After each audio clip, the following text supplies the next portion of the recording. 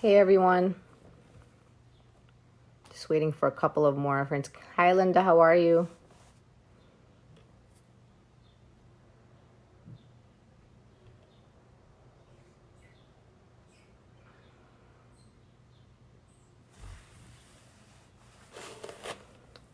Hey Sophie.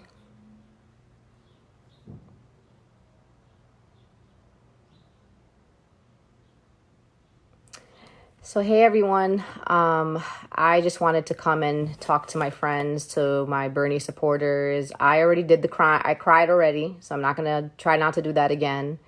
I am heartbroken. I am very sad, and I'm not heartbroken because of Bernie.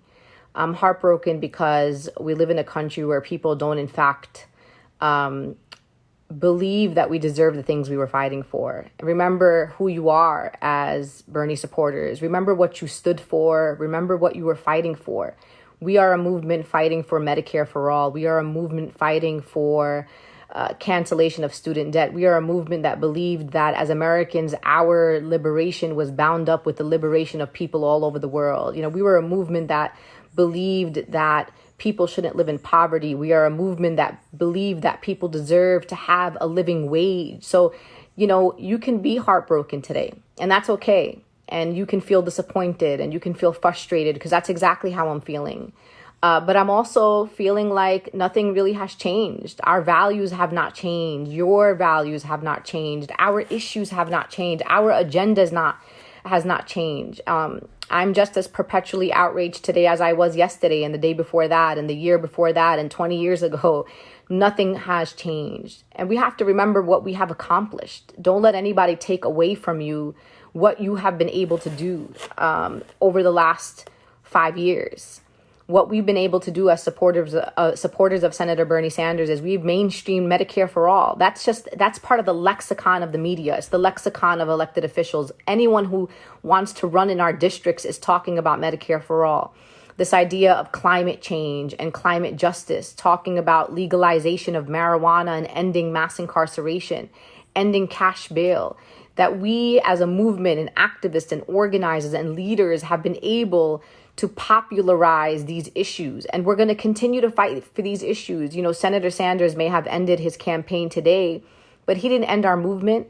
He didn't end your fight for the people that you love. He didn't end all of our commitments that we have to the people who are around us. So you gotta, you know, be disappointed. You can feel sad today, but then I need you to get up, and we're going to have to hold everyone accountable to our people. That's what we do. That's what the Bernie movement is all about. You know, when we said not me, us, that's really what it meant. It was never about me or about my personal feelings or about who I like or who's the best candidate or who. It was never about you. It was never about me. It was about the most marginalized people in this country. Senator Sanders saw that it was pretty much over. I mean, for God's sakes, in Wisconsin yesterday, they were forcing people to go vote during a pandemic. There were people standing on lines for hours outside, some of them not engaging in social distancing. Bernie Sanders did not believe that we should be holding traditional get out the vote efforts or encouraging people to go out and vote. And so Senator Sanders is going to be here. He's still here. He's not going anywhere. He's one of the most powerful, influential senators right now on the Hill. So he's not going anywhere. We're not going anywhere. We're here. And we have run a campaign that wasn't perfect. You know, there could have been different things we could have done. And no campaign is perfect. And we have to, you know, own that as a movement, that there could have been things that we could have done differently. There could have been things that the campaign could have done differently. But one of the things I will say about Senator Bernie Sanders is that his agenda, his platform was impeccable. He had an excellent platform. He had a platform that spoke to the American people. He believed that healthcare was a human right. He believed that we should have free access to higher education in this country. He believed things like the Palestinians were human beings who deserved human rights. He was a man of great conviction, and he's been a man of great conviction for 40 years. So I want you to all to remember who you are. You are people of conviction. You are people who believe in equity. You believe in justice. You believe in centering the most marginalized people. So don't end that at Bernie Sanders. Bernie Sanders did what he could. Bernie Sanders did not have to run for president. He has a wonderful wife, great kids, a great house and community in Vermont who loves him so much.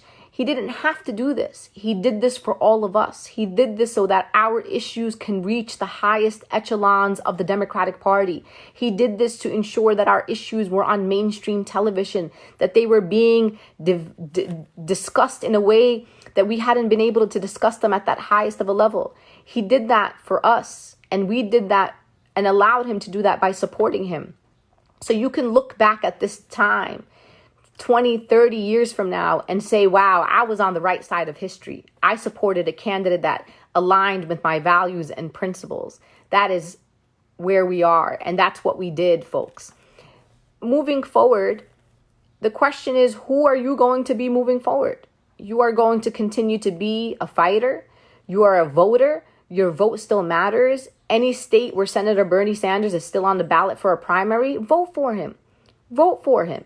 You still have every right to vote if your state has not voted yet. And if you want to cast your vote for Senator Sanders, if you want to have that as part of your actions, that you did that, yes, go ahead, go into a primary, election and vote for Senator Bernie Sanders. Because what that does is it allows him to continue to amass delegates and have influence over the platform, which is exactly what Senator Sanders wants. Senator Sanders, folks, sacrificed for us to do this. He's 78 years old. He was hustling from event to event. He was doing town hall meetings. He was doing conference calls. He's been doing lives and getting us and talking to us and keeping the American people calm and giving us information and bringing us people to talk to us and continue to have contact with our people. I am grateful every day for Senator Bernie Sanders. He did not disappoint me. He did everything that he could. What he wasn't able to do, which is not his fault, he was not able to convince the American electorate that what the things that he believed in, the things that we believed in, are possible. Because in this country, we have been told for too long that things are not possible. That's the problem. We are told that we don't deserve things like healthcare. We're told that we don't deserve housing guarantees. We don't deserve job guarantees, that there's nothing we could do about our planet, that our planet is dying and then there's nothing that we can do. That's what we've been told for so long. And so when a man like Senator Bernie Sanders comes in and he's unbought and unbossed and unapologetic and he's full of integrity and full of dignity and full of possibility, and he has so much belief in a vision of a better world, it's foreign to people. People just don't believe it because for too long we're told we're not worthy of these things. And so what we do is we default, and some people will default and vote for establishment candidates, not because the people who vote for establishment candidates are bad people. They are people who think they're being strategic, and they think that they're trying to defeat a demagogue in November, and they believe that using a traditional candidate is the way we're going to defeat a demagogue. That's why we're here. There's no bad people in this electorate. There are bad pundits. There are bad power brokers in the Democratic Party. There are influential people with a lot of privilege and neoliberals but ordinary voters are not bad people. These are people who really truly believe that they were doing the right thing. Now, what are we going to do moving forward? We're going to continue to fight for Medicare for all. You're going to continue to use your platforms to fight for Medicare for all. And I don't want you to lose hope in electoral politics, because all politics is local, people. We wake up every 4 years. We dig our heels in these presidential elections. But the bottom line here is we need to support local candidates. We have to build a progressive bench. So if you are, feeling heartbroken about Senator Sanders like I am, well, you know what? There are young people of color that are running in your districts for Congress. They're running for state legislator seats. There are immigrant community leaders that are running across the country. There are union workers and labor leaders who are running. Support them. Put your energy and your convictions and your values and principles on local people running for office, trying to make your local communities a better place. Put your donations on them. Text for them, make calls for them. Don't lose hope in electoral politics, because politics was never federal. Politics is always local. So find that candidate in your district. Support them. Go down the ballot. There are people running all the way from the top of the ballot all the way to the bottom of the ballot. And we oftentimes forget the people at the bottom. Folks, the people on the bottom have more impact on your life than a presidential candidate does, because the presidential candidate cannot do anything without progressive benches and people across the country that also have power. So that's what I'm going to do. My pivot is to support local candidates across the country. I want to support young people of color. I want to support marginalized people. I want to support true progressives. I want to support, Bernie folks, Bernie supporters who are also running for office across the country. That's what I'm going to do. And I'm hopeful about that. And I'm still feeling excited about that. So don't forget that there are people around you that need you in this moment. What I also need you to do is, the question right now on everybody's mind is, would I vote for a Joe Biden? I mean, folks, I want you to understand the framing and the context of this election. I understand that Joe Biden has flaws. I understand that Joe Biden doesn't support the issues that we care about. And that is our job, to push Joe Biden to support the issues that we support, to build the political will for someone like Joe Biden to understand that the American people want Medicare for all, especially after this evil pandemic that is ravishing our communities. We need Medicare for all, and we need Joe Biden to understand that we need Medicare for all. We got to push Joe Biden. Here's how I'm going to frame this election for you, and I hope that my Bernie family understands that I'm with you. Like, one of the most beautiful gifts that Senator Sanders gave me is all of you. I am grateful to every Bernie supporter that I've met in every corner of this country. You are all compassionate people. You are strong people. You are beautiful people. You were fighting with everything that you had. I saw you. I knocked with you. I volunteered with you. I met you. I hugged you. You are brilliant people. You are people who believe in the potential of this country. There are a lot of people who've given up on this country. There are a lot of people who have given up. I haven't given up on this country. I believe in its potential, and I believe in its potential is because I believe in all of us. So people are asking me how I'm framing this election in my mind. And here's how I'm framing this election. And I want you to, and this is potentially a video that you might have to go back and watch later on. Because right now you may be too hurt to hear what I'm saying. You may be too heartbroken to hear what I'm saying. You may be too disappointed. You may be too disillusioned to hear what I'm saying right now. But I want you to maybe watch this later and reflect on what I'm saying. Here's how I'm framing this election. I come from a community that has been directly impacted by a Trump administration. I have watched people here in New York City in this pandemic who are dying unnecessarily because our president dragged his feet on this coronavirus. I have watched Muslim families be ripped apart because of Muslim bans put forth by this administration. I have watched the horrific decisions coming out of the Supreme Court under this administration. I have seen the babies in the cages, the children that may never be reunited with their families. And those are the people on my mind right now when I think about this election and think about how I'm going to move forward. And so I want you all to think of those people as well. Donald Trump can't get 4 more years, and we can't allow that. Not because we're, cowering to the Democratic Party, not because we're falling in line, not because we don't have dignity. It's because, in fact, the opposite of all those things. It is because we have dignity. It is because we want to protect the most vulnerable people in this country. It's because our families are worth it. It's because our communities are worth it. We cannot allow Donald Trump to get 4 more years. That's very important to me as well. And so the way that I'm framing this election is, who do you want your opponent to be in the White House, right? We had the chance to put a champion in the White House, and we fumbled as a country. Moving forward, who do you want your opponent to be in the White House? Who do you want to fight for Medicare for all? Who do you want to fight for immigration and immigrant rights and immigration reform? Who do you want to fight to cancel student debt? Who do you want to fight to ensure that women maintain their reproductive rights? I don't know about you, but I will fight and hold any Democratic primary or Democratic nominee accountable. And that's what I'm going to do. And so if that means it's Joe Biden, if it means something happens at the DNC, things change, folks. Like, we don't know what's happening. But right now it seems like Joe Biden is the presumptive nominee for the Democratic Party. He is not a perfect candidate. I've criticized Joe Biden many times in the past, just as I have criticized Barack Obama and Hillary and many others who have ran for all levels of offices. But what I'm asking you to think about is, who do you want your opponent to be in the White House?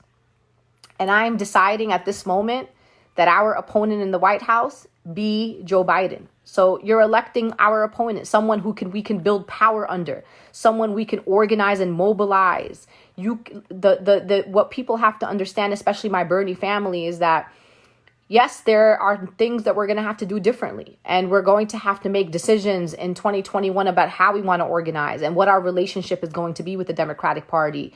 And what kind of other alternative infrastructures do we have to build? And what does organizing look like in 2021? I understand that. And I'm here to have those conversations. I'm here to do the work. I have no loyalty to any political party. I have loyalty to the communities that I come from. I have loyalty to the people in our communities who are heartbroken right now, the people that are on lines and lines for hours trying to get unemployment, the people who cannot feed their families in this moment because of this pandemic, and some who are not able to feed their families way before this. So that's how I want to frame this election with all of you.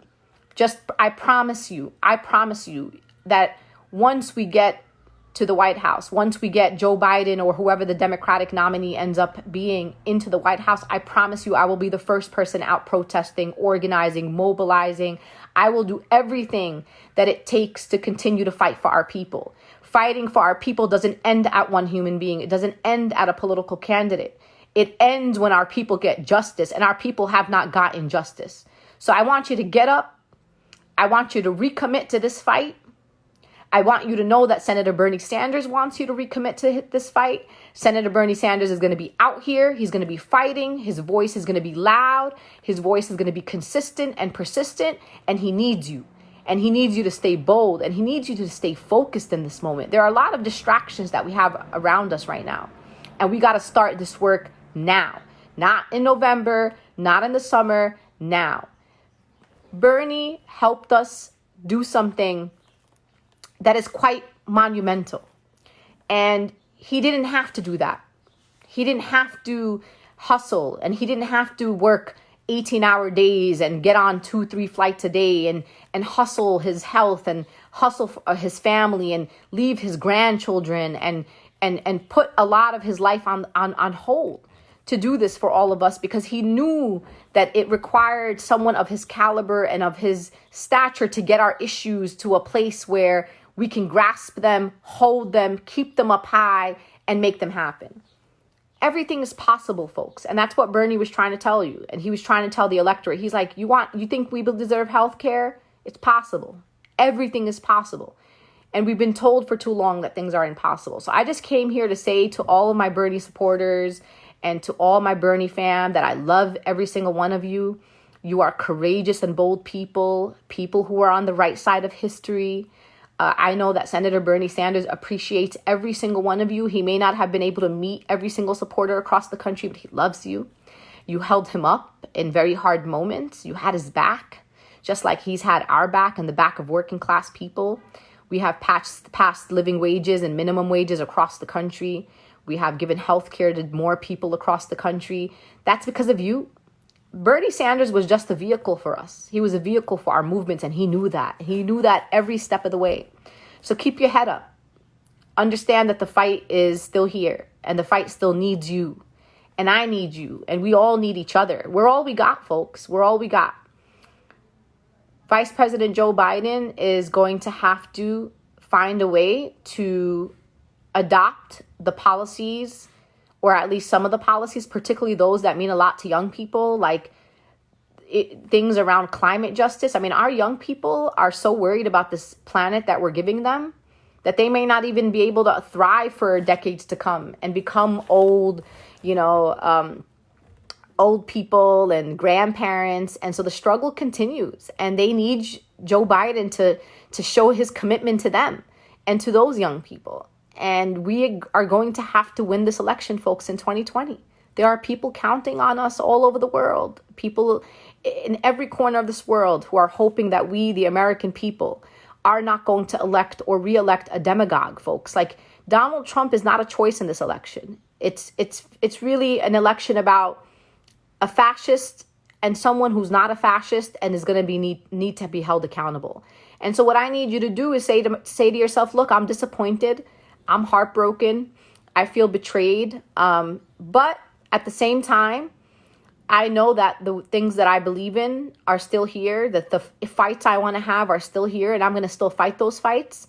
And I'm going to commit myself to ensuring that Donald Trump is not the president for 4 more years. There are people right now who are dying in hospitals alone because our president thought that the coronavirus was some sort of Democratic hoax. He continues to be defensive, degrading journalists every day instead of answering the questions of the American people, instead of giving the American people the transparency that we deserve.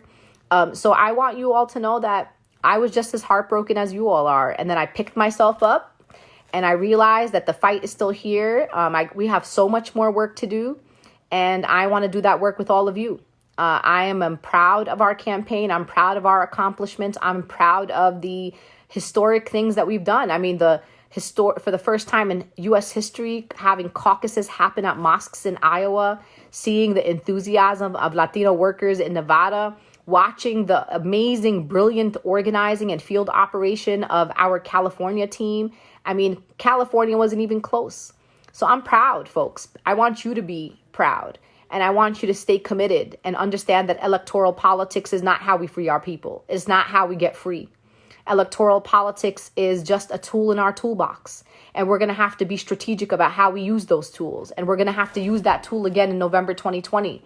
But we're also going to have to use that tool locally. Who are those brilliant people in your community who are running for office right now? Who is that young person of color? Who is that woman of color? Who is that immigrant in your community who's running for office right now? Support them. Put your money on them. Put your efforts and time on them. And then when we get to November 2020, let's stand together. Let's make sure that we have the type of opponent in the White House that is going to be worthy of our movements, that we're going to be able to build power under, that we're going to be able to build influence on. And the bottom line, no matter how you want to frame it or how you want to synthesize it in your mind, Donald Trump ain't it. We are not going to ever be able to win anything under a Donald Trump administration. We're just not. And so knowing that, I hope that you commit your values and principles this time around. And I promise you in 2021, we're going to have a conversation and we're going to have to figure out a new way to organize. This is not okay. I'm with you. I'm not okay with this every 4 years fall in line conversation. I'm just not with it. I'm not. And I'm disillusioned and I'm feeling disappointed and I'm feeling, I don't feel like I belong in the Democratic Party, to be honest with you. But I also know what's at stake and I know what's at risk right now. And I need you all to reflect with me on that. I'm having these thoughts and I'm having these conversations with a lot of my colleagues and my friends. And we're going to have to figure out how to move forward together. The fights are still here. We are still here. I'm still here. I pray for all of you to be healthy, for your families to be healthy, for us to be able to come out on the other side of this pandemic more organized and more committed to building power together. And I want you to know that Senator Bernie Sanders loves you all. He appreciates you all. We allowed him to do something that he may have never dreamed of. And we did that. We did that together. So to every Bernie supporter across the country, keep your head up. Keep your head in the game. Keep your head in this fight. Keep your heart in this fight because we need you. And we need you now more than ever. And if this pandemic hasn't showed you how much this country needs you, I don't know what else needs to happen. We're all in this together. And remember, it didn't begin with Senator Sanders and it's not going to end with Senator Sanders.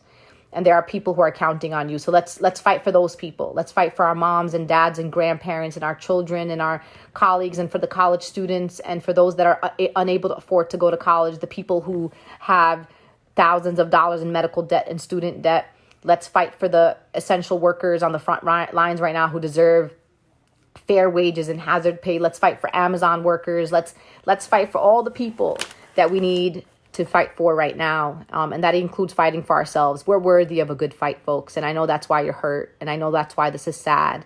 And I know it's why you're angry because you believed in this so much. And I believed in it so much. I believed in us. I believed in the issues. I believed in our agenda. And I believed it spoke to everyone. But again, remember that we knew this wasn't going to be easy. We knew this wasn't going to be an easy fight. But here we are, and we're going to continue to fight. So I appreciate you all. I love you all. We're all in this together. We're all going to keep fighting, and I'm going to keep fighting with you. I promise you, I'm going to be out here. I don't care who's in the White House. Even if Bernie went to the White House, I was still going to protest Bernie. I mean, that's just who we all have to be. We can never just sit back and watch this all happen. So Medicare for all, I'm in it. It's possible. I believe in it. We're so close, folks. We're so close to these fights. Don't give up now. I love you all. I appreciate you all. And I hope to talk to you all soon. And if you have a primary coming up in your state and you still see Bernie on the ballot, put your vote on Bernie. Not because Bernie is ever going to win the Democratic nomination, but it's because Bernie will amass delegates and will be allowed the opportunity to continue to influence the Democratic platform. So continue to vote, support local candidates, donate to local candidates, keep your head in the fight. We're all here. The issues are still here. Our platform's still here, and our movements are still here. And the people who are counting on us are still here. So don't give up. Because I haven't given up, folks, yet. I haven't given up. I'm not going to ever give up on you. I'm never going to give up on this country. I know this country has done really horrible things. We have so much reparations in so many communities that we've harmed in this country. But I still believe in this country. I still believe in our potential. You know why? Because I believe in us. I believe in you. And I believe in the organizers and the activists who are fighting and putting their lives on the line every single day. And so those are the people. I'm fighting for you, and I hope that you're going to fight for me. I hope that you're going to fight for my family, because I promise you that I will put everything on the line to fight for all of you, because you are all worthy of living in a country that respects you, that treats you with the dignity and that respect that you deserve, because we all deserve these things, and we are worthy of that.